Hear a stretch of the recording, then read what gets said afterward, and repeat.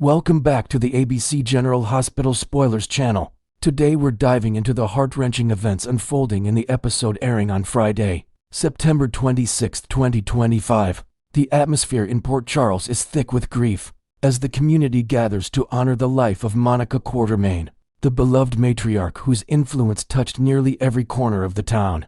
For decades, Monica has been a pillar of strength, guiding her family through countless storms and offering wisdom to friends and foes alike.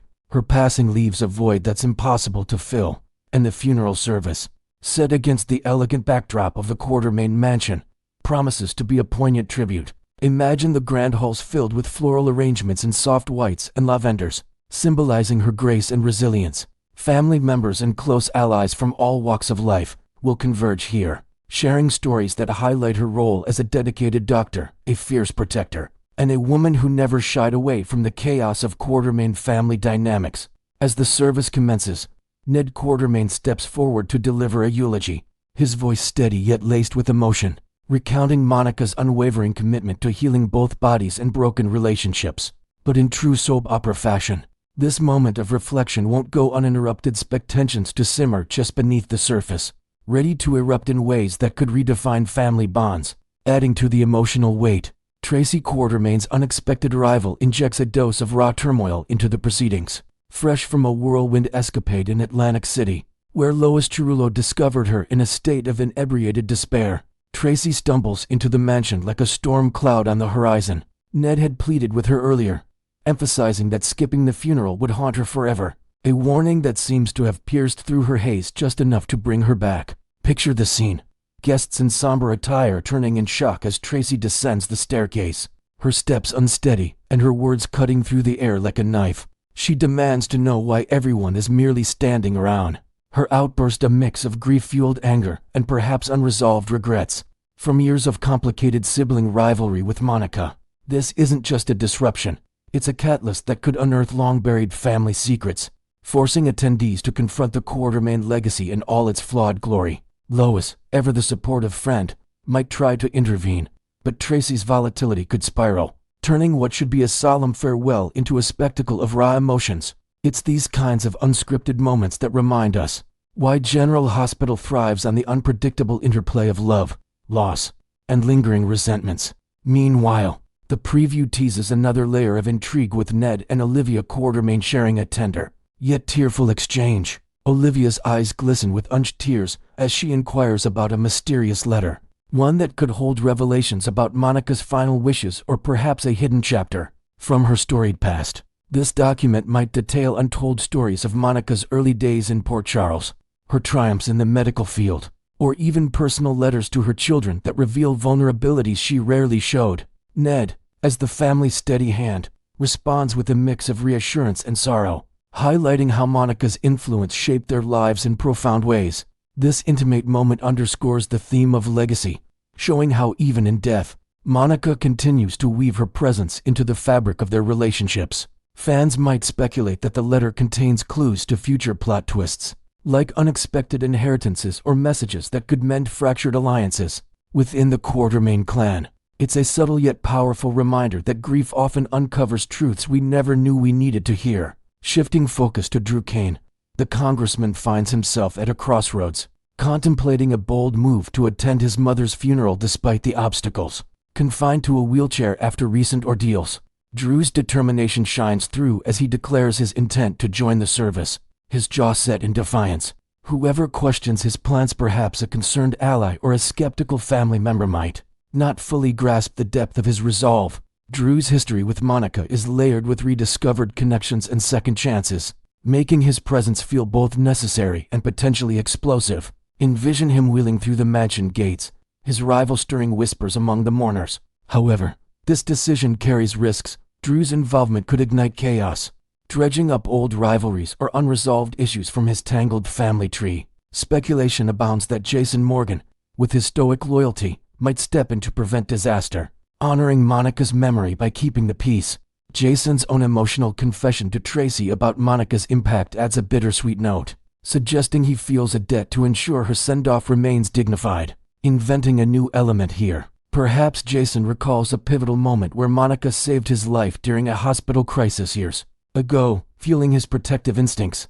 This potential confrontation between brothers could heighten the drama, blending heartfelt tributes with the high-stakes tension that defines Port Charles. As the funeral unfolds, the blend of sweet reminiscences and shocking revelations promises to keep viewers on the edge of their seats.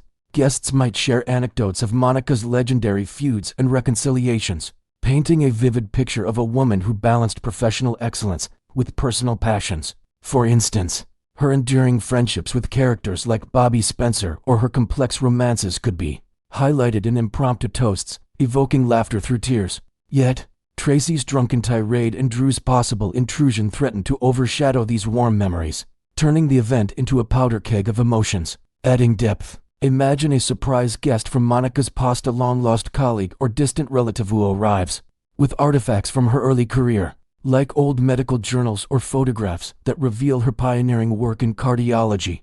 This could spark discussions about her contributions to General Hospital itself, reinforcing her status as an icon. The episode masterfully weaves nostalgia with conflict, ensuring that Monica's legacy endures not just in quiet reflection, but in the fiery dynamics she often navigated. In the broader scope, this funeral serves as a turning point for many in Port Charles, potentially reshaping alliances and igniting new story arcs. Tracy's outburst might lead to a path of redemption, where she confronts her demons and rebuilds ties with Ned and Olivia. Drew's ambitions, meanwhile, could collide with Jason's sense of duty, setting the stage for brotherly reckonings that echo Monica's own family struggles. Even the mysterious letter Olivia mentions might unravel secrets that affect the entire Quartermain estate, from financial matters to hidden paternity twists. Fans can anticipate a roller coaster of emotions, where grief gives way to growth, and drama ensures no one leaves unchanged. Next, we're exploring the poignant memorial service for Monica Quartermain and the real-life emotions that make this storyline so profoundly moving. In the bustling world of Port Charles, this week's episodes of ABC General Hospital bring forth a deeply emotional memorial service dedicated to Monica Quartermain, a character who has captivated audiences since her unforgettable debut back in 1977. Portrayed with grace and intensity, Monica evolved from a complex newcomer to the heart of the Quartermain dynasty, influencing countless storylines with her medical expertise and unyielding family loyalty. The grief portrayed on screen mirrors a genuine sense of loss, as the episodes serve as a heartfelt tribute not just to the fictional matriarch, but also to the remarkable actress who brought her to life for nearly half a century. Leslie Charleson, who embodied Monica with such authenticity, sadly passed away in January at the age of 79, leaving behind a legacy of memorable performances that shaped the soap opera landscape.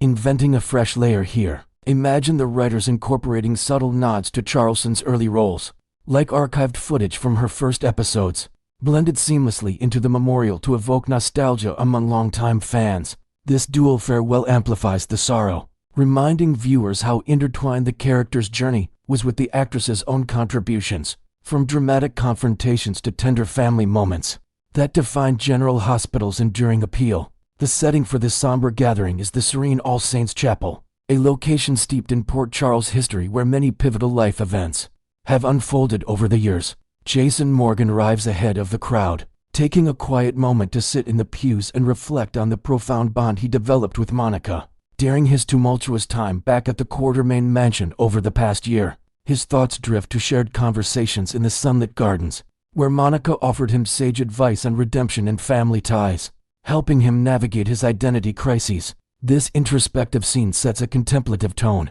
as Jason's stoic demeanor hides a well of unspoken grief, perhaps even leading him to whisper a private vow to honor her memory by protecting the family she cherished. As more attendees filter in, the chapel's stained glass windows cast colorful patterns on the wooden floors, symbolizing the multifaceted life Monica led. Family members exchange hushed words, each processing their loss in unique ways, which adds a realistic depth to the unfolding drama. Amid the arriving mourners, Brooklyn Quartermain pulls Harrison Chase aside for a heartfelt chat, confiding that grief manifests differently for everyone, a truth she's learning through her own whirlwind of emotions. She might recall Monica's encouragement during her music career struggles, painting her as a supportive figure who believed in second chances. Meanwhile, Ned Quartermain shares a tender moment with Olivia, admitting that he can still sense Monica's vibrant presence echoing through the halls of their home.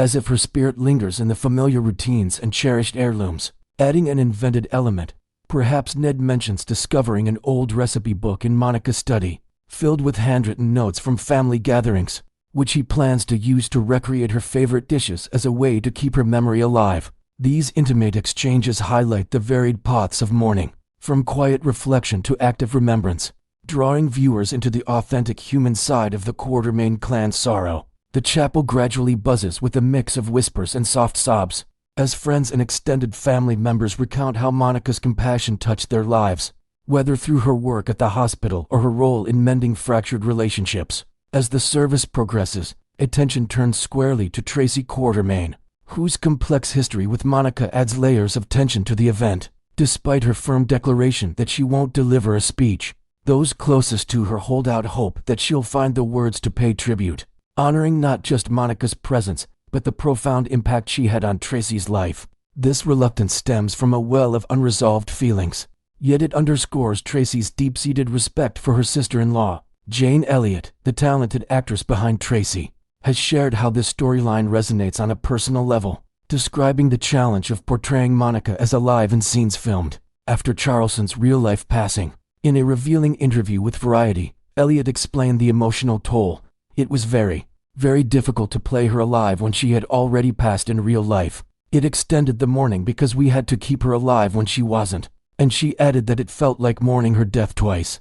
To expand on this, imagine Elliott drawing from personal anecdotes, like how she and Charleston once collaborated on charity events for medical causes, mirroring their characters' professional worlds and strengthening their off-screen camaraderie. The bond between Jane Elliott and Leslie Charleston extended far beyond the screen, forged over decades of shared experiences that began long before their characters' iconic rivalries took center stage. Off-screen, they cultivated a genuine friendship filled with laughter, support during life's milestones, and even joint family holidays that blurred the lines between real and real. Elliott has poignantly noted that the loss feels doubly devastating.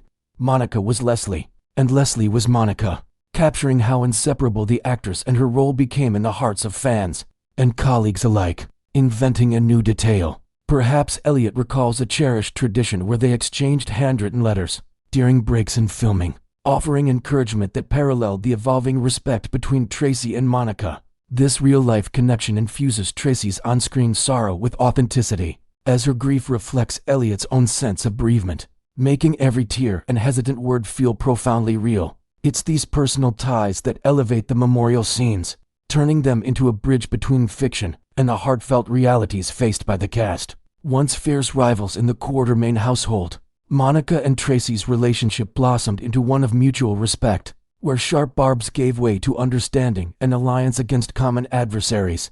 Their dynamic showcased the beauty of growth amid conflict, with Monica often serving as the voice of reason that tempered Tracy's fiery impulses. With the passing of so many other Quartermaine family members over the years, Monica stood as Tracy's last true contemporary, a peer who shared the burdens of legacy and loss.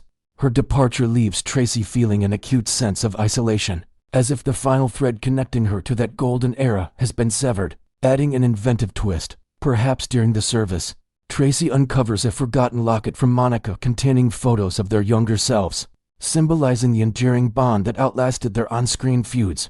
Next, we're delving into the explosive drama surrounding Lulu Spencer's potential legal showdown with Britt Westburn over Little Rocco Falconeri. The tension in Port Charles is reaching a boiling point as Lulu Spencer weighs the drastic step of seeking a restraining order against Britt Westburn, whose fixation on Rocco has spiraled into something truly alarming. Ever since Britt's miraculous return from the dead, she's been fixating on the boy, insistently referring to him as Ben and asserting some twisted claim to motherhood, all rooted in that infamous 2013 embryo theft scandal. Picture Lulu, fresh from her own 4-year coma recovery, discovering this nightmare unfolding right in her family home. It's the kind of betrayal that could push any parent to their limits. Adding a fresh, inventive twist, perhaps Lulu stumbles upon old journal entries from her coma days, where subconscious dreams hinted at this very threat, fueling her resolve to protect her son at all costs.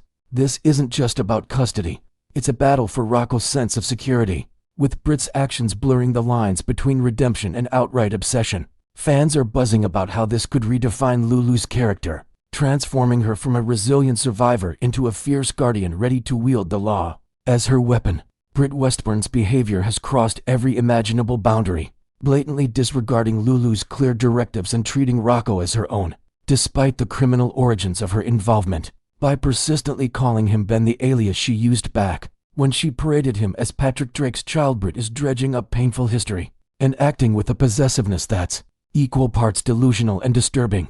Gone is the heroic figure who met her end in 2023. This version echoes the scheming Britt of 2012, complete with erratic outbursts that send chills down spines. Inventing a new element here. Imagine Britt showing up uninvited at Rocco's school events, whispering stories of their shared past under the guise of innocent visits, which only heightens the creep factor and prompts concerned calls from teachers. Her insistence on maternal rights ignores the fact that she was merely a gestational carrier in a plot orchestrated by deceit, making her current claims not just audacious but potentially legally actionable. This regression feels like a dark echo of Port Charles' most infamous villains, leaving everyone wondering if Britt's mind has truly fractured under the weight of her resurrection. Caught squarely in this whirlwind is Dante Falconeri, torn between his roles as father, ex-husband, and reluctant mediator in what could become an epic custody clash, navigating the minefield between Lulu, the biological mother who's fought tooth and nail for their family, and Britt, who unlawfully carried Rocco after pilfering their genetic material, is a position no one would envy. Dante's loyalty to his son puts him in impossible binds, perhaps forcing him to relive the trauma of that initial betrayal while trying to shield Rocco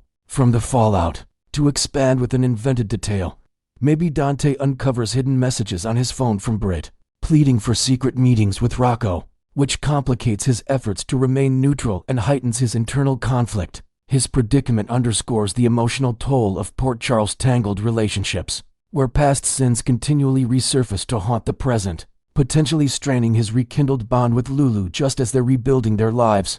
As spoilers swirl, the likelihood of Lulu actually pursuing that restraining order skyrockets, with insider reports indicating it's not just a consideration but an impending reality, driven by Britt's intensifying antics. Sources close to the production hint at Lulu consulting top attorneys, her frustration boiling over after overhearing Dr.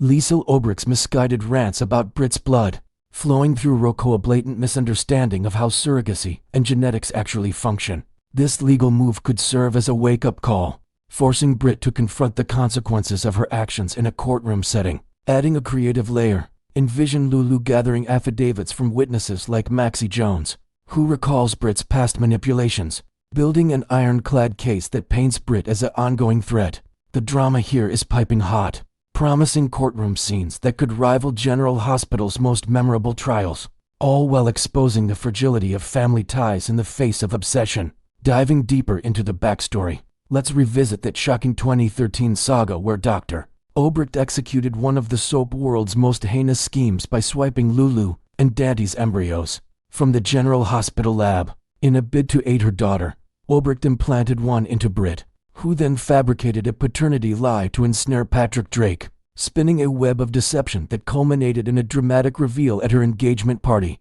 The confession letter exposed it all, and subsequent DNA tests solidified Rocco as Lulu and Dante's child. No questions asked. To invent a new facet, perhaps flashbacks in upcoming episodes reveal unseen lab footage of Obricht's late-night heist, complete with her muttering justifications about family legacy, adding fresh horror to the established lore. This history isn't just plot fodder, it's the foundation of the current crisis, reminding viewers how one act of villainy can echo through years, disrupting lives long after the initial crime. Yet, the plot thickens with whispers of a bombshell DNA test on the horizon, one that could inexplicably confirm Britt as Rocco's biological mother, and upend over a decade of canon. Multiple reliable sources are abuzz about this twist, suggesting the writers are gearing up for a narrative earthquake that rewrites everything. How could this happen? Theories abound, from Obricht having a secret contingency involving Britt's own eggs mixed with Dante's sperm, to tampered results orchestrated by shadowy forces. Introducing an inventive element, maybe the test uncovers a lab error from 2013, where embryos were mislabeled during a power outage, planting seeds of doubt that force everyone to question reality. This development screams sweeps-month spectacle, poised to deliver jaw-dropping revelations that could shatter alliances and redefine parentage in Port Charles.